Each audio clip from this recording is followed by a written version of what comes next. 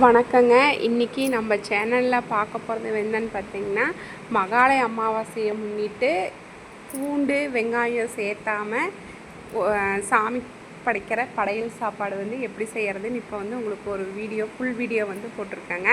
அதில் வந்து பார்த்திங்கன்னா நாட்டு காய்கறிகள் வச்சு முடிஞ்ச வரைக்கும் வந்து வெங்காயம் பூண்டு எதுவுமே சேர்க்காமல் நான் இந்த சமையல் வந்து பண்ணியிருக்கேன். அதுக்கு வந்து ஃபஸ்ட்டு வந்து நான் வந்து காய்கறிகளெல்லாம் கழுவி கட் பண்ணி எல்லாம் ரெடியாக எடுத்து வச்சுட்டேங்க. இப்போ ஃபஸ்ட்டு வந்து பாயாசம் ஆரம்பிச்சுக்கலாம். அதுக்கு குக்கரில் வந்து 1 கப்பு கோதுமை ரவை எடுத்துருக்குறேங்க. அதை வந்து 2.5 கப் தண்ணி ஊற்றி ஒரு 2 விசில் விட்டு நம்ம வேக வச்சிடலாம். புடலங்காயில் வந்து கடலைப்பருப்பு கூட்டு செய்கிறதுக்கு புடலங்காய் கட் பண்ணி எடுத்து வச்சுருக்கேன். ஃபஸ்ட்டு புடலங்காயை வெறும் வானலியில் விட்டு கொஞ்சம் தேவையான அளவுக்கு, ஏன்னா புடலங்காய்ங்கிறது நீர்க்காய், அதிலே தண்ணி விடும்.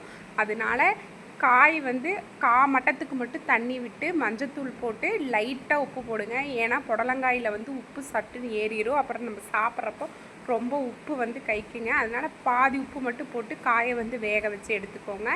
இன்னொரு கடாயில் வந்து அவரைக்காய் பொரியல் வந்து ரெடி பண்ணிக்கலாம். அதே மாதிரி பார்த்திங்கன்னா நான் ரசத்துக்கு வந்து ஃபஸ்ட்டு வந்து அந்த மசாலாலாம் வறுத்துட்றேன். இதுக்கு வந்து ஜீரகம், மிளகு, உளுந்து, கடலைப்பருப்பு, கொஞ்சம் வெந்தயம், மல்லி, வரமிளகா, கருவேப்பிலை இது எல்லாம் சேர்த்து நம்ம கொஞ்சம் போல் 1 ஸ்பூன் போல் எண்ணெய் விட்டு நாம் வந்து இதை வந்து லைட்டாக மணம் வர வரைக்கும் வறுத்து எடுத்துக்கலாங்க. இந்த மாதிரி வறுத்து எடுத்து நம்ம ரசம் வைக்கிறப்போ அதோட டேஸ்ட் வந்து ரொம்பவே நல்லாயிருக்கும். இப்போ வறுத்து எடுத்து ஒரு பாத்திரத்தில் எடுத்து வச்சாச்சு. இப்போ அதே கடாயில் வந்து கொஞ்சம் போல் எண்ணெய் விட்டு எண்ணெய் நல்லா காஞ்சதுக்கு அப்புறமா நாம் வந்து கடுகு சேர்த்துக்கலாம். அதுக்குள்ளே இந்த பக்கம் வந்து புடலங்காய் வந்து வெந்துட்டுருக்குது. இப்போ வந்து புடலங்காய் கூட்டு வந்து வறுத்து அரைக்கிறதுக்கு தேவையான பொருளெல்லாம் நம்ம வந்து எடுத்து வச்சுக்கலாங்க. இப்போ வந்து எண்ணெய் விட்டு எண்ணெய் நல்லா காஞ்சதுக்கப்புறம் கடுகு சேர்த்தியாச்சு. கடுகு பொரிஞ்ச உடனே கடலைப்பருப்பு சேர்த்திட்டு இந்த பொரியலுக்கு தேவையான அளவுக்கு வந்து பச்சை மிளகாய் வந்து சேர்த்துக்கலாம். கருவேப்பிலை வந்து சேர்த்துக்கலாம். நான் வந்து ஒரு 2 பச்சை மிளகாயை வந்து நல்லா பொடியாக கட் பண்ணி எடுத்து வச்சுருக்குறேங்க. உங்களுக்கு காரம் எந்த அளவுக்கு வேணுமோ அந்த அளவுக்கு சேர்த்துக்கோங்க. இதையெல்லாம் வந்து ஒரு நிமிஷம் வதக்கிட்டு நாம் வந்து கட் பண்ணி வச்சுருக்கிற அவரைக்காயை வந்து நம்ம சேர்த்துக்கலாம். சேர்த்திட்டு இந்த காய்க்கு தேவையான அளவுக்கு வந்து வச்சுட்டு தண்ணி ஊற்றிட்டு காய் நல்லா வேக விடுங்க.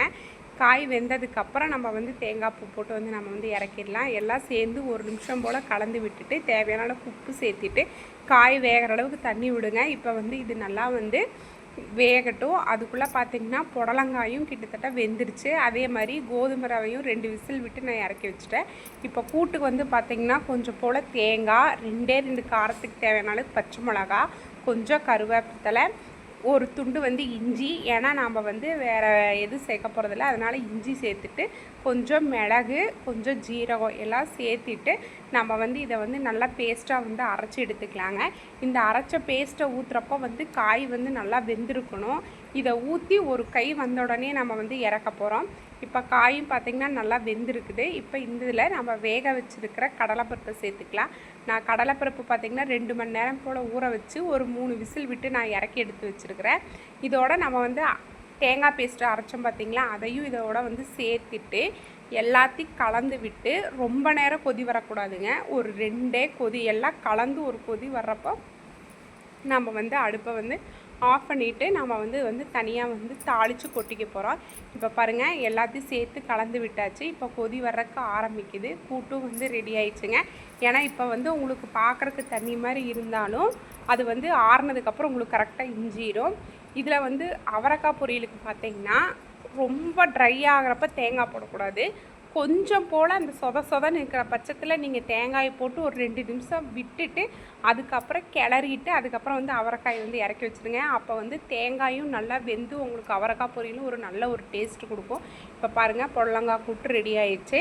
கூட்டுக்கு தாளிக்கிறதுக்கு நான் தனியாக ஒரு பேனில் வந்து தேங்காய் எண்ணெய் விட்டுருக்குறேன். கூட்டு வந்து எப்போவுமே வந்து இந்த கூட்டு ஐட்டம்லாம் செய்கிறப்போ வந்து தேங்காய் எண்ணெயில் வந்து தாளிச்சிங்கன்னா அதோடய ஃப்ளேவர் ரொம்பவே நல்லாயிருக்கும். இப்போ தேங்காய் எண்ணெய் நல்லா காஞ்சதுக்கப்புறம் கடுகு, கருவேப்பிலை, 2 வரமிளகா, கொஞ்சம் போல் பெருங்காயத்தூள் சேர்த்து நல்லா எண்ணெயில் பொரிய விட்டு நம்ம வந்து கூட்டில் வந்து சேர்த்து நம்ம ஒரு கிளறி நம்ம வந்து இறக்கிடலாங்க. இப்போ கூட்டும் ரெடி ஆயிடுச்சு. இப்போ வந்து பார்த்திங்கன்னா அவரைக்காய் பொரியலுமே வந்து தேங்காய் பூ போட்டு ஒரு 5 நிமிஷம் போல் விட்டுட்டு அதுக்கப்புறம் கிளறுங்க. அப்போ தான் வந்து அதோடய டேஸ்ட் வந்து ரொம்பவே நல்லாயிருக்கும் உங்களுக்கு.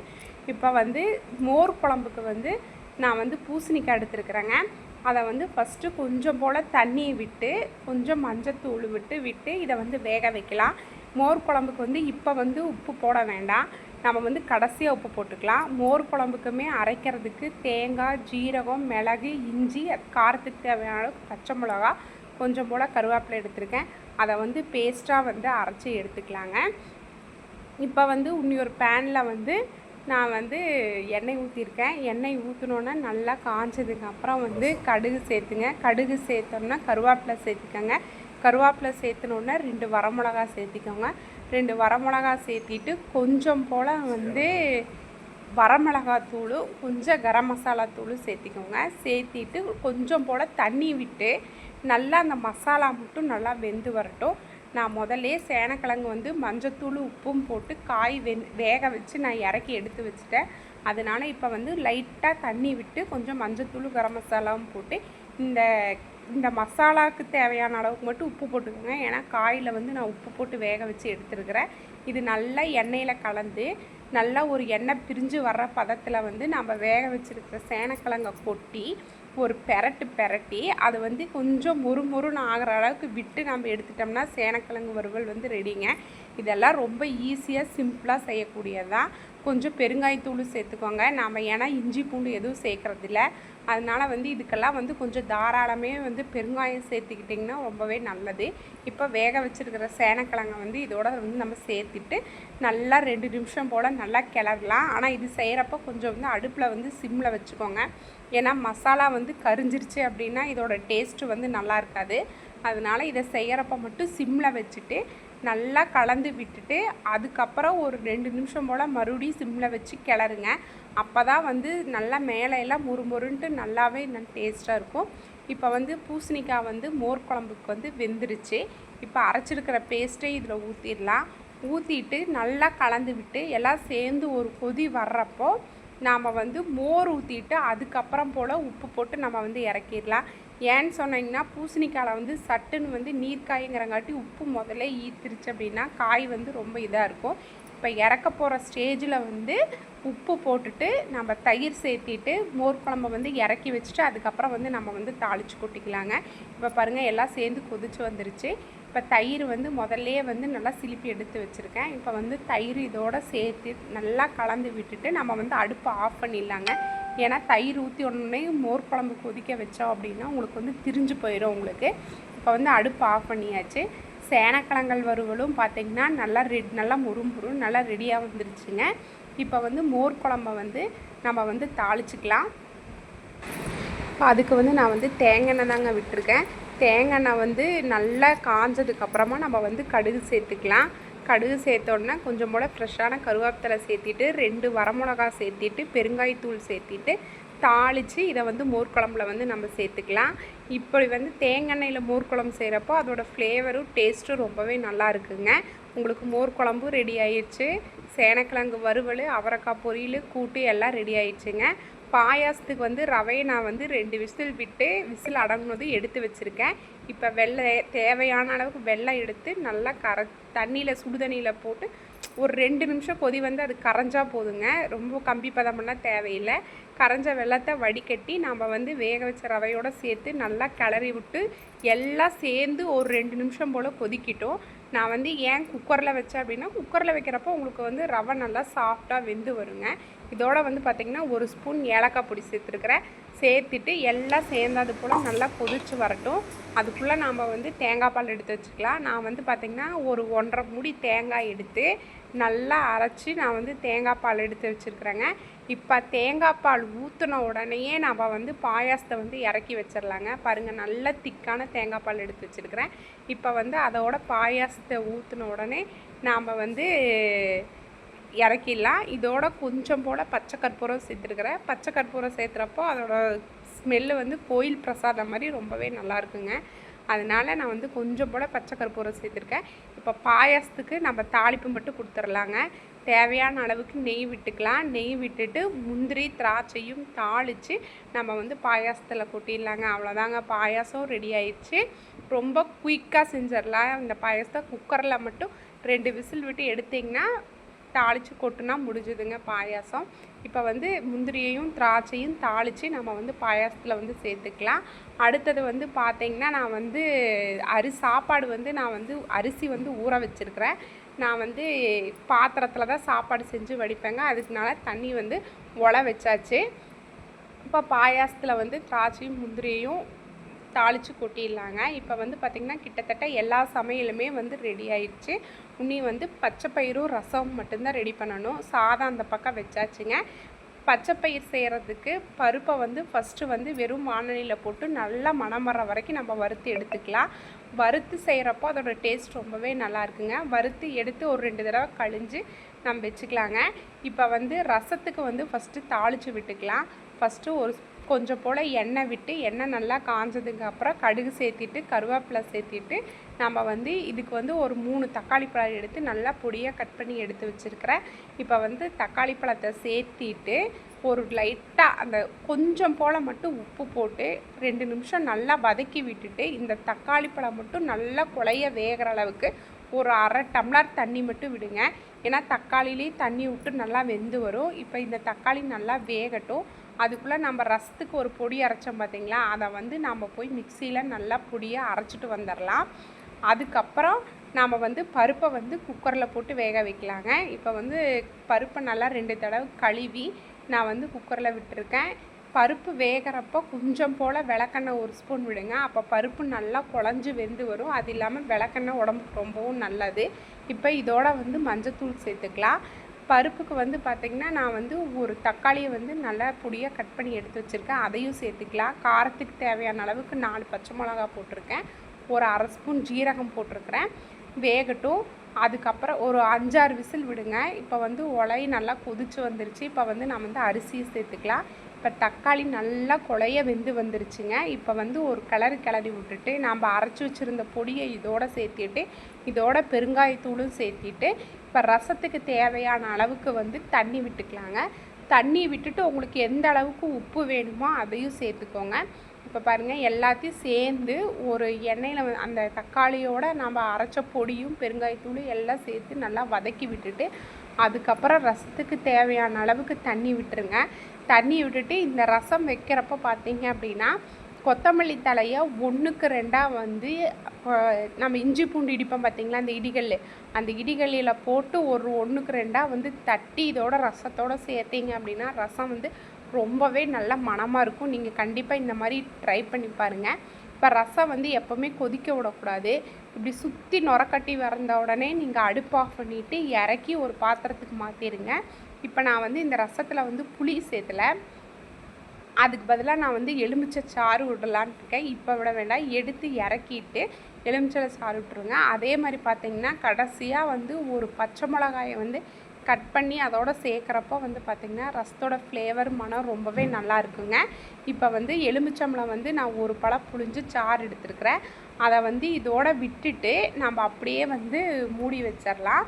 ஏன்னா வந்து இப்போ கலந்து விட வேண்டாம், கடைசியாக நீங்கள் வந்து பரிமாறுறப்போ கலந்து விட்டிங்கன்னா அதோடய டேஸ்ட் வந்து நல்லாயிருக்கும். இப்போ அவ்வளோதாங்க, ரசம் ரெடி ஆயிடுச்சு.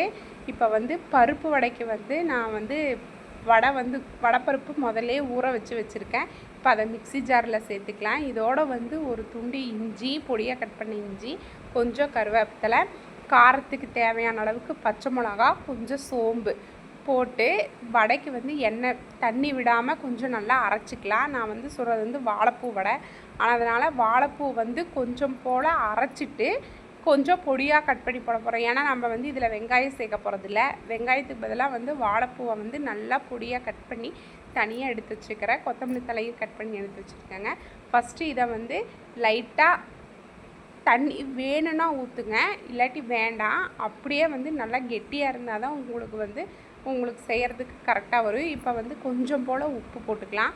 உப்பு போட்டுட்டு இந்த மாதிரி வடைப்பதத்துக்கு அரைச்சி எடுத்து வச்சுக்கோங்க. நான் இதோட கொஞ்சம் போல் கட் பண்ண வாழைப்பூவும் கொத்தமல்லி தலையும் வச்சுருக்கேன். இதை எல்லாத்தையும் நல்லா பிசைஞ்சிட்டு கொஞ்சம் பெருங்காயத்தூள் சேர்த்துக்கோங்க. ஏன்னா வந்து வடைக்கெல்லாம் வந்து நல்லா பெருங்காயத்தூள் சேர்த்துனா தான் அதோடய ஃப்ளேவர் ரொம்பவே நல்லாயிருக்கும். இதோட வந்து பார்த்திங்கன்னா முழு பருப்பு கொஞ்சம் சேர்த்துருக்கேன். அப்போ தான் உங்களுக்கு கடித்து சாப்பிட்றப்போ கொஞ்சம் க்ரன்ச்சியாக நல்லாயிருக்கும். இப்போ எல்லாத்தையும் சேர்த்து நல்லா கலந்து விட்டுட்டு இன்னும் உருண்டையாக பிடிச்சி எண்ணெயில் போட்டு பொரிச்சு எடுக்க வேண்டியதாங்க. அவ்வளோதாங்க, வாழைப்பூ வடையும் ரெடி ஆயிடுச்சு. இது ஒரு சில பேர் வந்து வேக வச்சு தண்ணியை வடிச்சிட்டும் கூடி அரைப்பாங்க. இந்த மாதிரியும் செஞ்சு பாருங்கள், அதோட டேஸ்ட் வந்து உங்களுக்கு ரொம்பவே பிடிக்கும். சாதம் ரெடி ஆயிடுச்சு, சாதம் வந்து வடித்து எடுத்தாச்சு. இப்போ வந்து வடையை போட்டுட்டு அப்பளம் பொரிச்சு எடுத்தால் மகாலய அமாவாசை சமையல் வந்து முடிஞ்சிருச்சுங்க. பாருங்கள், எண்ணெய் நல்லா காஞ்சிருச்சு. இப்போது ஒரு வடையாக உருண்டை பிடிச்சி இந்த மாதிரி உருண்டை பிடிச்சி தட்டி நம்ம கையோடு போட்டு எடுத்துக்கலாம். நல்லா வந்து பருப்பு வடை போட்ட உடனேயே எண்ணெய் நல்லா காஞ்ச உடனேயே லைட்டாக மீடியம் ஃப்ளேமில் வச்சு நல்லா பொறுமையாக பொரிச்சு எடுக்கணுங்க. வடை வெந்துச்சுன்னா அதே நல்லா எண்ணெயில் மேலே மிதந்து அந்த சலசலப்பெல்லாம் அடங்கினோடனேயே நம்ம வடையை வந்து எடுத்துடலாங்க. இப்போ வந்து வடையை வந்து நல்லா திருப்பி போட்டு நம்ம வந்து எடுத்துக்கலாங்க. வாழைப்பூ வந்து வேக வச்சு போடுறத விட இந்த மாதிரி கட் பண்ணி நம்ம வந்து அரைச்சி செய்கிறப்போ உள்ளே இருக்கிற வாழைப்பூவும் நல்லா வெந்திருக்கணும். அதனால வந்து அடுப்பை வந்து நல்லா எண்ணெய் சூடானதுக்கப்புறமா நீங்கள் வந்து ஒரு மீடியம் ஃப்ளேமில் வச்சு நல்லா பொரிச்சு எடுங்க. பாருங்கள், இந்த அளவுக்கு பொறுமையாக பொரிச்சு எடுத்திங்கன்னா வாழைப்பூ வடை ரொம்பவே டேஸ்ட்டு நல்லாயிருக்கும். ஆனால் வந்து எண்ணெய் குடிக்கும்னு நினைக்காதீங்க, எண்ணெயெல்லாம் குடிக்காது. பார்த்திங்கன்னா நார்மலாக இருக்கிற அளவுக்கு நல்லா சாஃப்டாக, அது இல்லாமல் பார்த்திங்கன்னா மேலே நல்லா முறுமுறுன்னு உள்ளே நல்லா சாஃப்டாக வடை ரொம்ப சூப்பராக வருங்க. இப்போ வந்து நம்ம பச்சைப்பயிறு வந்து ஒரு 5 விசில் விட்டு நம்ம வேக வச்சு எடுத்து வச்சாச்சு. இப்போ வந்து தண்ணியை இருத்துட்டு நாம் வந்து இந்த தண்ணியை வந்து நம்ம ரசத்துக்கு கூடி ஊற்றிக்கலாம். இல்லை மறுபடியும் பருப்புக்கு தண்ணி வேணும்னாலும் கூடி நம்ம பருப்பை நல்லா மத்தில் கடைஞ்சதுக்கப்புறமா நம்ம வந்து சேர்த்துக்கலாம். இப்போ வந்து லைட்டாக இந்த பருப்புக்கு தேவையான அளவுக்கு உப்புங்க, கொஞ்சம் கொத்தமல்லி தழை சேர்த்து நல்லா மசிச்சு எடுத்துக்கலாங்க. இப்போ இதில் வந்து மசிக்கிறப்ப என்னென்னா அந்த பச்சை மிளகாயும் சேர்த்து நசுக்குனா தான் அந்த பச்சைப்பயிருக்கு வந்து காரம் நல்லா ஏறும். இப்போ வந்து நம்ம தாளிச்சிக்கலாம், எண்ணெய் விட்டுக்கலாங்க. எண்ணெய் நல்லா காஞ்சதுக்கப்புறம் நம்ம வந்து கொஞ்சம் போல் கடுகு, கருவேப்பிலை, 2 வரமிளகா, கொஞ்சம் கூட பெருங்காயத்தூள் சேர்த்துட்டு நம்ம வந்து பச்சைப்பயிரில் கொட்டிக்கலாங்க. கொட்டி மறுபடியும் ஒரு 2 நிமிஷம் வந்து நல்லா மேஷ் பண்ணி விட்டுறலாங்க. அப்புறம் தாங்க பச்சைப்பயிறு கடைசல் வந்து ரெடி ஆயிடுச்சு. இதோட 2 பச்சை கருவேப்பிலையும் உருவி போட்டு நீங்கள் தாளிச்சிட்டு கடைசியாக வந்து இதையெல்லாம் நல்லா மசிச்சு விட்டு நல்லா கலந்ததுக்கப்புறம் கடைசியாக வந்து ஒரு 1.5 ஸ்பூன் போல் நெய் விட்டு நம்ம எடுத்து வச்சிடலாங்க. ரொம்ப சிம்பிளான டிஷ்ஷுங்க. இப்போ வந்து பார்த்திங்கன்னா இதையெல்லாம் நான் ரெடி பண்ணி வச்சு செய்யறதுக்கு எனக்கு வந்து ஒரு 1.25 மணி நேரத்துலேருந்து ஒரு 1.5 மணி நேரம் தான் ஆச்சு. ஏன்னா கையோடு நான் பாத்திரமும் கழுவி வைக்கிறங்காட்டி எனக்கு வந்து கிட்டத்தட்ட ஒரு 1.25 மணி நேரம் ஆச்சுங்க. ரொம்ப ஈஸியாக சிம்பிளாக வந்து ரெடி பண்ணிடலாம். என்ன நீங்கள் வந்து இதுக்கு வந்து வெங்காயம் பூண்டு எதுவும் சேர்க்காதங்காட்டி உங்களுக்கு வந்து டக்குன்னு ஈஸியாக வந்து சமையல் வந்து முடிஞ்சிடுங்க. இன்றைக்கி வந்து புரட்டாசி அமாவாசை முன்னிட்டு எங்கள் வீட்டில் ரொம்ப ஈஸியாக குயிக்காக வந்து இந்த படையல் சமையலெல்லாம் செஞ்சாச்சுங்க. இதோட கடைசியாக வந்து நீங்கள் வந்து அப்பளம் பிடிச்சிக்கோங்க, இதோட தயிர் வச்சுக்கோங்க. அவ்வளோதாங்க இந்த அமாவாசை சமையல் வந்து. இதெல்லாம் சமைக்கிறது ஒரு பெரிய விஷயமே இல்லைங்க. எல்லாம் ரெடி பண்ணி வச்சுட்டிங்கன்னா டக்குன்னு 1 மணி நேரத்தில் சமைச்சிடலாங்க. நீங்களும் ட்ரை பண்ணி பார்த்துட்டு எப்படி இருந்துச்சுன்னு சொல்லுங்கள்.